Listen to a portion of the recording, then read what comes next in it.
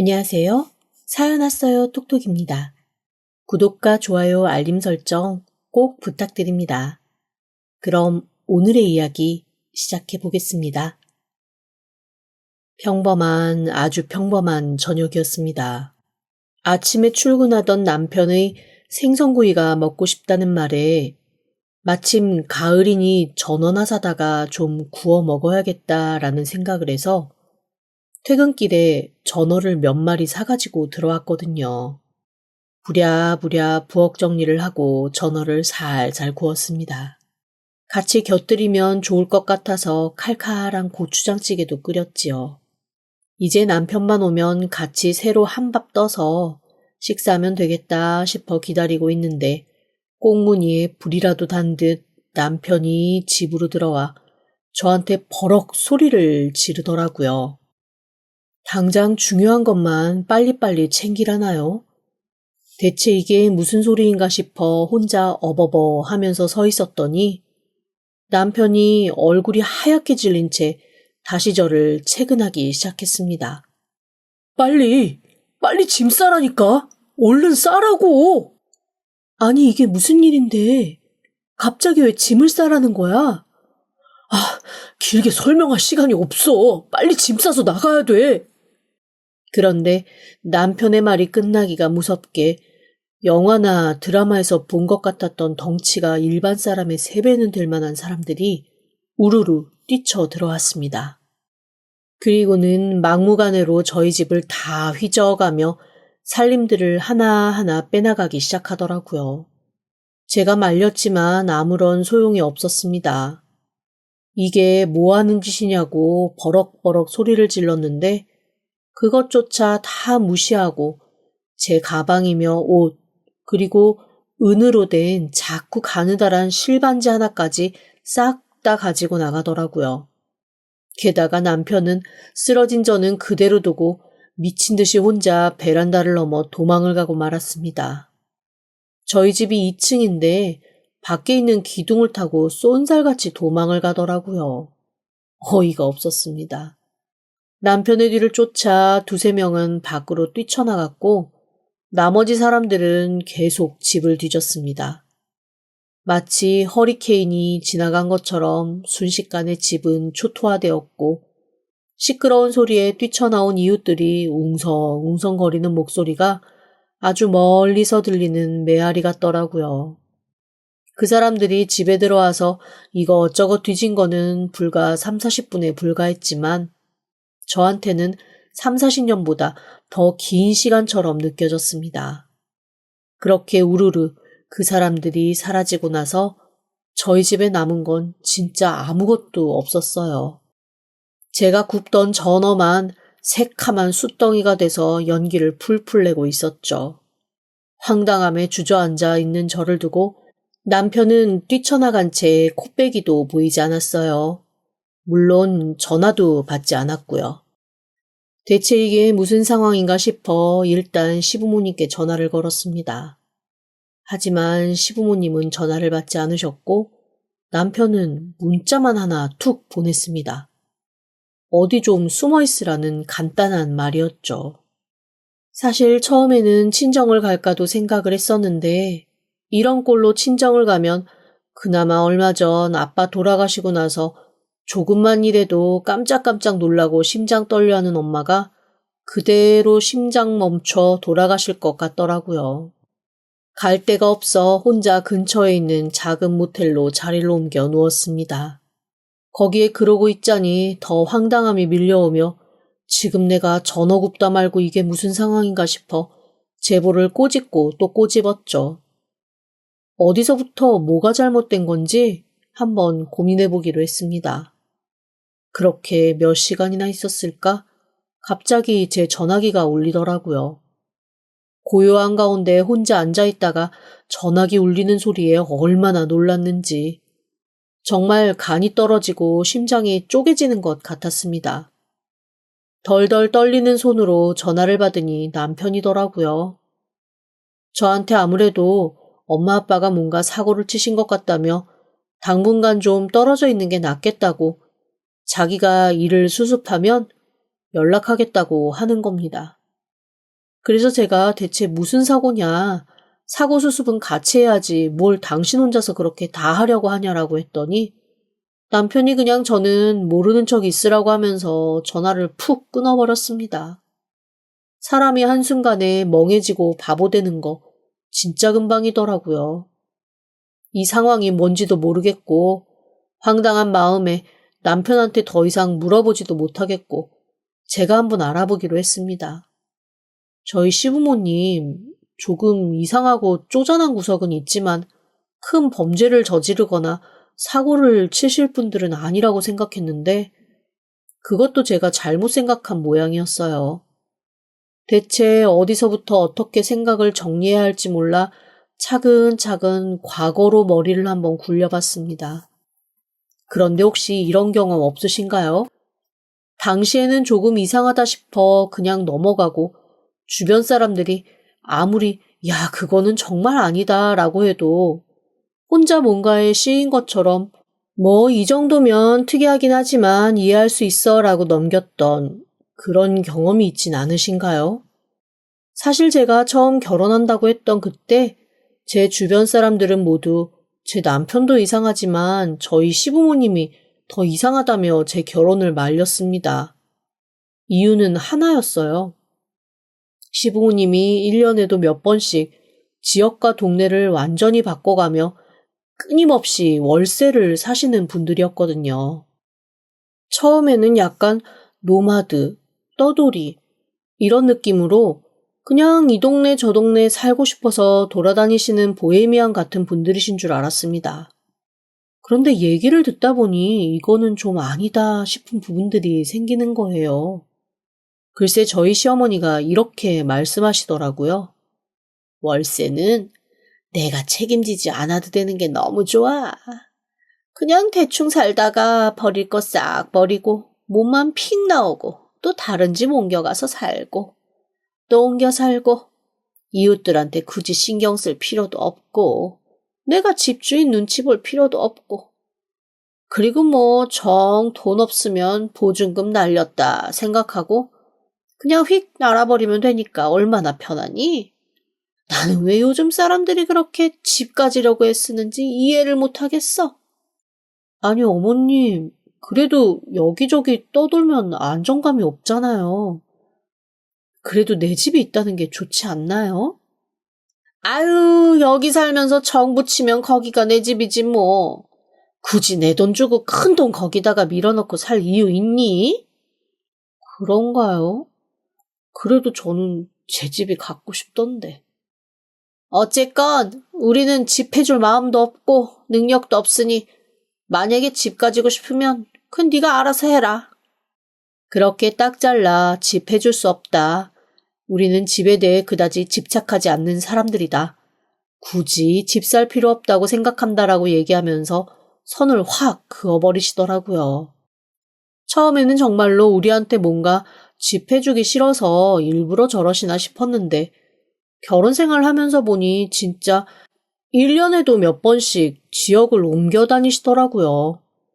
그걸 보면 정말로 어딘가에 정착해서 사시는 거에 그다지 큰 미련이 없으신 분들이구나라는 생각을 했습니다. 하지만 제가 좀 불만이었던 건 어머님, 아버님이 살다 나온 동네에 끼치는 영향이었습니다. 2번인가? 미처 어머님, 아버님이 이사한 집을 안 알려주셔서 떨렁떨렁 저 혼자 옛날 동네로 어머님, 아버님을 찾아간 적이 있었어요. 그런데 2번 다 동네에서 저를 붙들고 그 인간들 어딨냐고, 당장 데려오라고, 내 돈 떼어먹고 이렇게 도망가는 거 절대 용서 못한다고 정말 제 멱살잡이를 하고 안 놔주셨었거든요. 그때마다 어머님께 연락하면 그 사람들이 오해가 있었던 거다. 그냥 경찰한테 이 사람들이 너 협박한다고 그러고 확 나와버려라. 그냥 그렇게 얘기하고 끊어버리시고 자초지종은 한 번도 얘기를 해주신 적이 없습니다. 오히려 그 동네 분들이 저희 어머니가 모해 대신 투자해준다고 돈 가져갔다. 그런데 그거를 현금으로 받아가서 자기한테 증거가 없다. 이런 얘기만 하시더라고요. 계좌라도 이체를 했으면 증거가 있어서 제가 뭐라도 해드리거나 도와드릴 수 있는데 증거도 없는 걸 가지고 저를 괴롭히시니 저도 그냥 짜증만 내고 말았습니다. 제 입장에서는 그래도 시어머니, 시아버지 편을 들어야 할 것 같았고요. 그런데 이게 2번 정도 반복되다 보니 점점 어머님, 아버님이 왜 한 동네에 오래 사시는 게 아닌지에 대한 느낌은 좀 오더라고요. 하지만 남편한테 한번 얘기를 했다가 남편이 1달 반이나 저랑 말을 안 섞을 정도로 화를 펄펄 내고 어머님, 아버님도 다른 사람이 오해하는 건 몰라도 며느리가 그렇게 생각한다니 정말 서운하다며 눈물바람을 하시는 바람에 정말로 제가 재수없게 2번 다 오해를 했나 보다 하고 그냥 넘어가고 또 넘어가고 했습니다. 그 이후에는 어머님, 아버님이 이사를 가는 곳을 꼭꼭 저희한테 먼저 알려주셔서 제가 옛날 집으로 찾아가서 동네 사람들을 만난 일도 없었고요. 그래서 한동안 그 일들을 모두 잊고 있었는데 갑자기 어머님, 아버님 때문에 무서운 사람들이 와서 제가 밥 먹다 말고 쫓겨나는 상황까지 오게 되니까 그때 일들이 확 떠오르면서 혹시 그때 그분들이 했던 말이 진짠가? 어머님, 아버님이 정말 어딘가에 사기를 치고 다니는 사람들인가? 하는 생각이 확 들었습니다. 그거를 하지만 제가 어디다가 물어보겠어요. 답답해서 남편 말만 듣고 꼼짝 말고 있을 수는 없었습니다. 급하게 회사에 집안일 때문에 휴가를 좀 내야겠다고 양해를 구하고 예전에 제가 찾아갔다가 멱살을 잡혔던 그 동네로 찾아갔습니다. 제 멱살을 잡았던 분 중 한 분은 이미 돌아가셨고 다른 한 분은 살아계시긴 하더라고요. 그리고 저를 보고는 얼굴이 기억난다는 듯 미간을 쫙 찌푸리시면서 사기꾼 며느리가 대체 여기는 왜 왔냐며 또 뭐 사기치려고 기어들어왔냐며 버럭 소리를 지르시는 겁니다. 그러자 옆에서 간병하던 분이 깜짝 놀라며 저한테 그러시더라고요. 어머 세상에, 이 어르신 얼마 전부터 치매가 와서 자기 자식들도 기억을 못 하시는데 그쪽은 기억을 하시나 봐요. 아우, 맺히신 게 많으신가? 말끝을 흐리면서 저를 위아래로 훑어보는데 얼굴이 저도 모르게 빨개졌습니다. 사기꾼 며느리라는 말에 간병인의 눈빛이 곱지 않은 것도 사실이었고 다른 건 다 잊고 자식마저 잊었는데 저를 기억하신다는 것은 그만큼 한이 있고 그 한 때문에 저를 기억한다는 거니 우리 시부모님이 진짜 뭔가 잘못했나 보다라는 심증이 확 올라왔거든요. 제가 치매가 오신 분한테 자세하게 여쭙기는 뭐하고 그냥 안부 인사처럼 저 기억하시냐고 그때 일 사과드리러 왔다고 얘기했더니 그분이 저를 가만히 들여다보면서 갑자기 제 등짝을 세게 때리기 시작하셨습니다. 그러면서 자기 돈 내놓으라고, 그거 자기 자식 전세금 해줄 돈이었는데 너 때문에 내가 그 판에 들어갔다가 싹 다 잃었다고 등을 펑펑 때리시더라고요. 놀란 간병인이 달려와 말리고 갑자기 어르신이 흥분해서 숨마저 쌕쌕거리시는 바람에 저는 거의 쫓겨나오다시피 그 어르신 집에서 나와야 했습니다. 대체 무슨 판에 들어갔다가 다 돈을 잃었다는 건지 듣지도 못하고 말이죠. 답답함에 한숨만 나오더라고요. 그렇게 터덜터덜 동네를 걸어 나오고 있는데 누군가가 저를 불러세우며 아는 척을 했습니다. 돌아본 곳에는 처음 보는 어르신이 서 계시더라고요. 제가 어리벙벙하며 절 아시냐고 물었더니 저희 시아버지 이름을 대면서 너 그 사람 며느리 아니냐고 자기가 얼굴 기억한다고 하시는 겁니다. 저희 시아버지와 엮여 있다면 분명히 또 좋은 일은 아니겠구나 싶어서 조금 긴장하며 고개 숙여 인사를 했더니 갑자기 그분이 혀를 끌끌 차며 저한테 이러시더라고요. 혼자 와서 여기저기 물어보고 다니는 거 보니까 좋은 일은 아니겠구만. 마치 점쟁이 도사처럼 그렇게 말씀하시는 걸 듣고 제가 물었습니다. 염치불구하고 좀 여쭐게요. 저희 시부모님 대체 여기서 무슨 일을 벌이셨던 거예요? 제가 진짜 너무 답답해서 여쭤보고 싶어서 왔어요. 무슨 일은 무슨 일이야? 도박판 설계해서 이 동네 노인들 노후자금 싹싹 들어먹고 날아버린 사기꾼들이지. 순간 머리가 멍해졌습니다. 너무 당황스러웠어요. 저희 시부모님 점 10원짜리 고스톱도 안 치시는 분들로 저는 알고 있었거든요. 왜 보통 명절 때 가족들끼리 모여서 미나투나 고스톱 같은 거 한 번씩 치잖아요. 나름 거기에 대한 제가 로망이 있어서 처음 시집갔을 때 굉장히 예쁘게 디자인된 고스톱을 사갖고 간 적이 있었습니다. 일반 고스톱처럼 생긴 게 아니라 되게 예쁜 캐릭터로 디자인된 그런 고스톱이었거든요.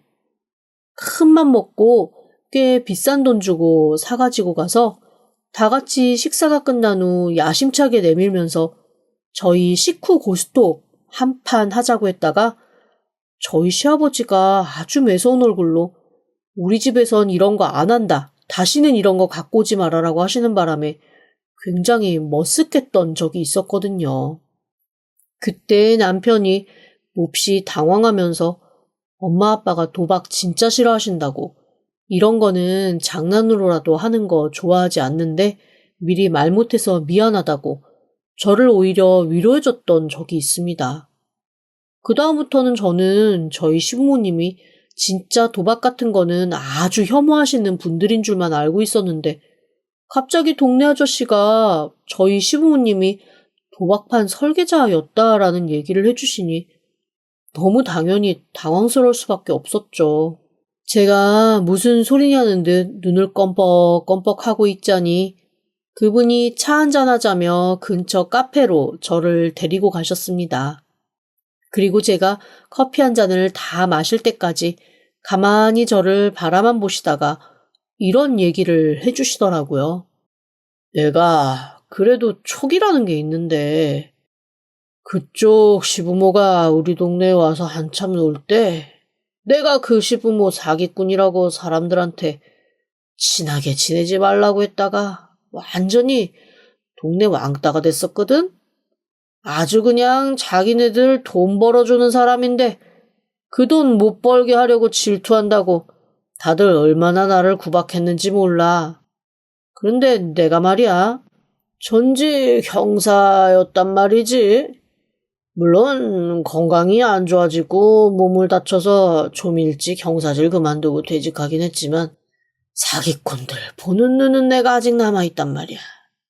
누가 봐도 사람들 등쳐먹으려고 사기치는 건데 그걸 가지고 나보고 엄한 사람 의심한다고들 그렇게들 구박하고 나를 왕따를 시켰어.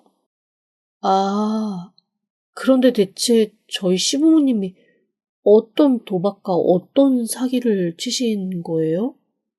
뭐 도박꾼들 하는 거 뻔하지 뭐. 처음에는 동네 사람들한테 그렇게 먹을 것도 갖다 주고 어디서 받았다고 사은품도 갖다 주고 일단 뭘 자꾸 줘. 그 다음에는 그 사은품 받는데 같이 가자고 꼬셔. 그러면 이 노인네들이 이때까지 자기네들이 받은 게 있고 먹은 게 있으니까 또 쫄래쫄래 쫓아간단 말이야. 그런데 거기 가니까 먹을 것도 주고 상품도 주고 뭔가 자기랑 비슷한 노인들이 모여서 놀기도 하거든? 이제 그때부터 서서히 거기 출퇴근하기 시작하면서 빠지는 거야. 저희 시부모님이 그러니까 그런 걸 하신 거라고요? 그렇게 해서 사람 끌어다가 처음에는 점 10원짜리 고스톱도 쳤다가 게임도 했다가 자꾸 이뤄주니까 노인들이 한 번 놀고 올 때마다 간식도 받아와, 선물도 받아와, 돈도 1, 2만 원 받아와. 얼마나 좋아. 그게 점점 중독으로 가는 거야. 그러다 빠지는 거고. 갑자기 가슴이 답답해져 왔습니다. 저희 시부모님이 그런 걸 하시느라 끊임없이 동네를 옮겨 다니셨다는 게 저한테는 정말 큰 쇼크였어요. 가만 보면 그렇게 돈이 많이 없으신 것도 아닌데 굳이 월세를 고집하셨던 이유가 돌아다니면서 여기저기 사기를 쳐야 하니 그랬던 거였더라고요. 그런데 제 충격은 거기서 끝나지 않았습니다. 저를 흘끔흘끔 보시던 그 전직 형사였다라는 그 할아버지가 저한테 툭 한마디 던지시더라고요. 그 집 남편도 한 팀일 텐데. 제가 너무 놀라 카페에서 앉아있다가 벌떡 일어나서 그분에게 저도 모르게 버럭 소리를 질렀습니다. 제 남편이 한패라고요? 그건 또 무슨 말씀이세요? 내가 알기로는 그쪽 남편이 부모님이랑 같이 사기치고 다녀. 사실 내가 이 정보들을 잘 모아서 내 후배였던 놈한테 전달을 해줬었는데 그 후배 놈이 어디로 꽁꽁 숨었는지 못 찾겠다고 그러더라고. 그때쯤 우리 마을에서 도망가고 나갔거든. 뭐 그래도 그 놈이 찾으려고 하면 찾았겠지만 쥐도 귀찮았겠지. 은퇴한 선배 얘기 듣고 움직이는 게. 근데 한 5, 6년 잠잠하다 싶었는데 어디서 또 다른 짓 저지르다가 이번에는 크게 걸렸나 보지? 갑자기 믿을 사람 하나 없다라는 생각에 한숨이 푹 터져 나오면서 저도 모르게 온몸에서 힘이 풀렸습니다. 그래서 제가 겪었던 일을 자세하게 그분께 말씀을 드렸죠. 그랬더니 그분이 콧웃음을 치면서 글쎄 이렇게 말씀하시더라고요. 아이고, 꼬리 자르기 당했구만. 꼬리 자르기라뇨? 그게 무슨 말씀이세요? 어디로 가서 대대적으로 판을 벌려야 되는데 나쁜 놈들한테 돈이나 뭐든 하여간 연관이 됐다가 그 놈들한테 미끼 하나 던져주고 자기네들은 싹 숨어서 당분간 숨 고르게 하는 그걸 얘기해. 내가 볼 때는 집으로 쳐들어왔다는 그놈들이 당신 얼굴을 봤으면 당신한테 와서 돈 내놔라, 빚 갚아라 그럴 것 같은데 빨리 경찰한테 가서 일단 신고해요. 내가 볼 땐 당신 남편도 한패였고 당신 놓고 도망간 거야. 너무나 확신 어린 목소리로 그렇게 말씀하시는 걸 듣고 저는 대체 누구 말을 믿어야 하나, 아니 이 상황을 과연 내가 어떻게 받아들여야 하나 머리가 복잡해져 왔습니다. 사실 남편한테 며칠째 연락도 없고 제 전화도 받지 않아서 불안하고 초조하던 차였는데 남편도 한패라는 얘기를 단언하듯 하시는 분을 만나니 이거 완전히 내가 말려들었구나라는 생각과 함께 마음속 한편으로는 그래도 좀 믿어보고 싶다라는 마음이 왔다 갔다 하더라고요. 하지만 그분 말씀을 들어보니 일단 제 신변을 보호해야 되는 건 맞는 것 같아서 경찰서로 찾아갔습니다. 그리고 경찰서에서 저는 진짜 놀라운 사실을 알게 되었어요. 이미 저희 친정에 그 무서운 사람들이 왔다 갔던 듯 저희 엄마가 신고를 한 정황이 있더라고요. 제가 너무 정신이 없어서 저희 집 주소를 얘기한다는 걸 엄마 집 주소를 얘기했는데 경찰관이 고개를 갸웃하면서 그 주소로 이미 신고가 들어와 있는데요 라고 하셔서 알았습니다. 저희 엄마는 제가 말없이 가만히 있으니 이거 뭔가 큰일이 났는데 저한테 말하면 괜히 또 저 심란할까봐 그냥 꾹꾹 참고 계셨던 거였습니다. 엄마한테도 너무 미안하고 속이 상하더라고요.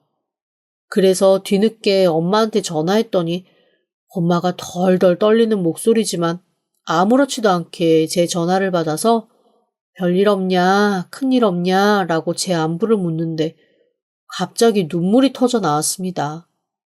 그리고 엄마한테 그냥 가볍게 자초지종을 얘기하고 엄마도 집에서 나와 당분간 저랑 같이 밖에 있자라고 얘기를 했죠.